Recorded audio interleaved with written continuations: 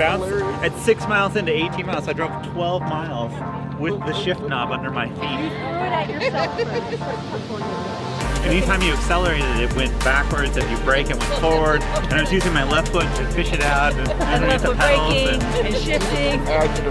And we still won the stage.